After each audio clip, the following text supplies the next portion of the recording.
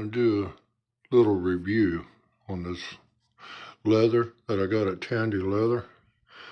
And that's scrap leather, and we'll go over that in a minute. But these are just a few things that I made this winter that I've been working on, a few projects. And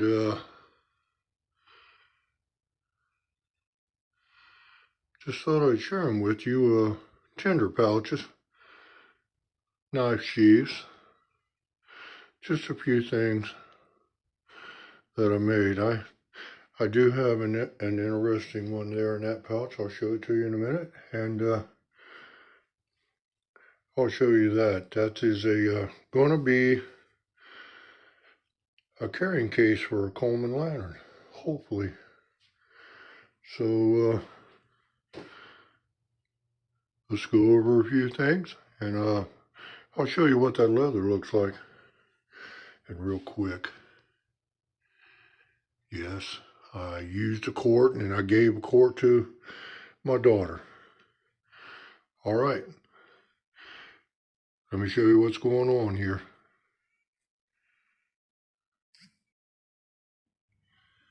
Okay, real quick, I was watching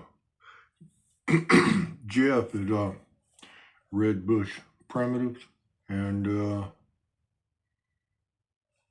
he does some interesting leather work for sure. And he was making some sort of a tinder pouch. So, you know, if I see you do it, I got to give it a try and see what happens. But I'm going to show you the tinder pouch.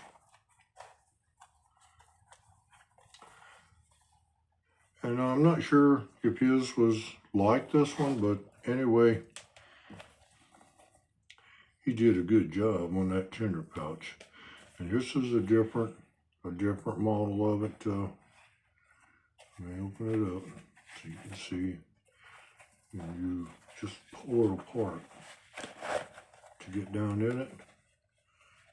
And again, I was watching his videos, and this was a while back. You'd have to go check his videos, but he did a most interesting video on making a fire with one of these. Now I found this, I'm not sure exactly what that magnifying glass came out of, but I found it at a flea market, and it would probably make a pretty decent fire. But again, the one he had, a little bit better than this one, so I had to copy it. I had to make one, and it's inside this pouch. And there's another little pouch. And again, it may not be identical to the one that Jeff made. You'd have to watch his videos, but again, I was trying to copy it. That's Jeff at Red Bush Primitives. And he does do some interesting work. I'm here to tell you, I'm impressed with it. But I got this little magnifying glass, and it's a kind of an older one, but it's actually stitched inside the leather pouch. You can see. And hopefully here soon I can get out and try to make a fire with using the sun. I've seen it done. I've seen Jeff do it, I believe. I believe he did make a fire. And I've never done it, and I always wanted to give it a try. It's been on the bucket list. We got the little, oh, I said it is stitched on the bottom here. You have to kind of roll it in and out. But anyway, there's that. And the tinder pouches. Again, I seen him making some, and I had to give him a try. And there's a few other people that do leather craft out there. But this, I was down to scrap leather. I mean, I was like running out. I got plenty of the dyed leather. The raw leather, you can see how thick that is. And I wanted to try to make a lantern case for a Coleman lantern. Let me back up here so you can see it.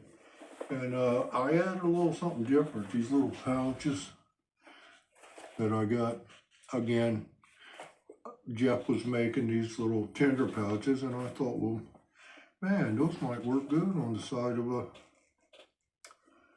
a lantern case. So that's what I've been working on. We're not done. We're not done, near done, but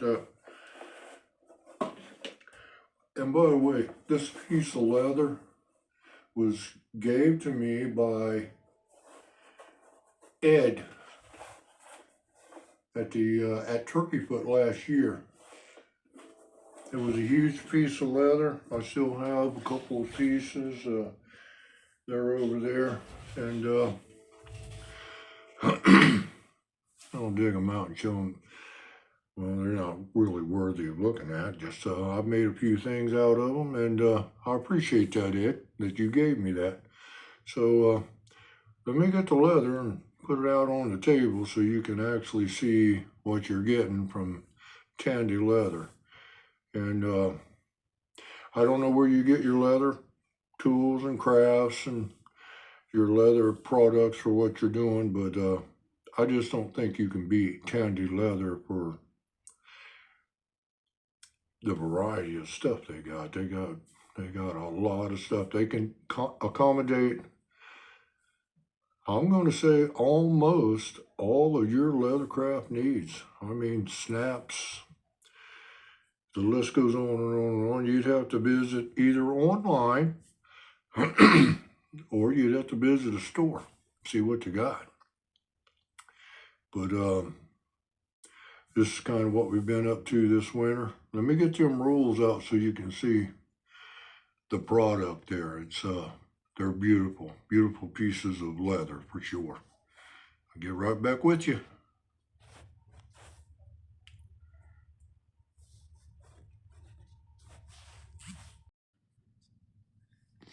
All right, just to give you some idea, these are the rolls of leather.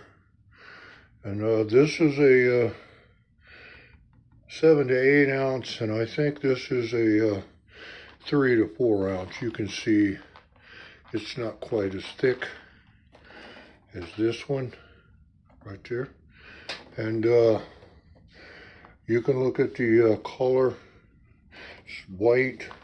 This one is a little darker. So I cut a sample out of each one, and this is this one, and this is from this piece right there. I had forgotten how to apply that stain. That's why it's always best to do a sample, because I had forgotten. And if you look at the if you look at them, they're two different shades, and it's all got to do with the Pro Resist and the dye. I didn't use the Pro Resist on that one. I forgot. I used the roslyn, and it didn't turn out as like it should right there. But anyway, let me get these unrolled for you so you can see, what you're getting there for the money. Okay, that's the first in the smaller roll to kind of give you some idea. And I'll go ahead and give you a price, a guesstimated price on that. I can't remember exactly, but you're looking at about $40 for this piece of leather right there. So let me get the big gun out and show you what it looks like now. Okay, now this one is huge. It's a lot bigger than the other piece that I showed you, that roll. And to kind of give you some idea, let me unroll that. And this is, I forget exactly what they call this piece. I want to say it's a belly, it's a side, but you can kind of see what you're getting there.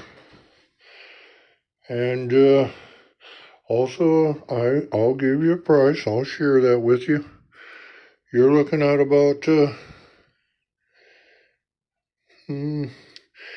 I can only guess. Again, I can't remember exactly, but you're looking at about $120 piece of leather there.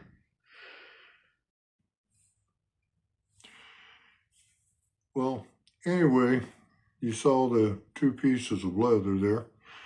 And when you add it all up, and I did it on a budget, I wasn't going to go over $200.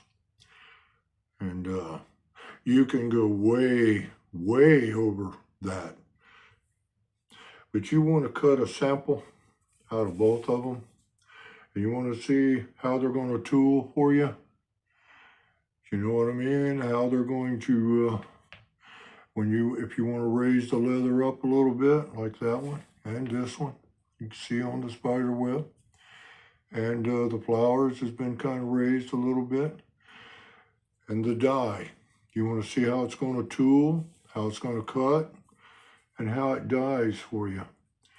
And I actually forgot how to dye it like this. Stain. Not dye, stain. But anyway, real quick, in your leathercraft journey, people are going to say, man, you don't have that much in it.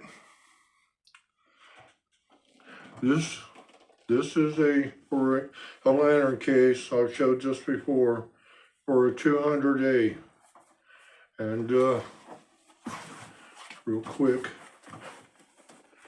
you can see how big the diameter, and there's actually a lot of leather in here. But by the time you do all the work, you stain it,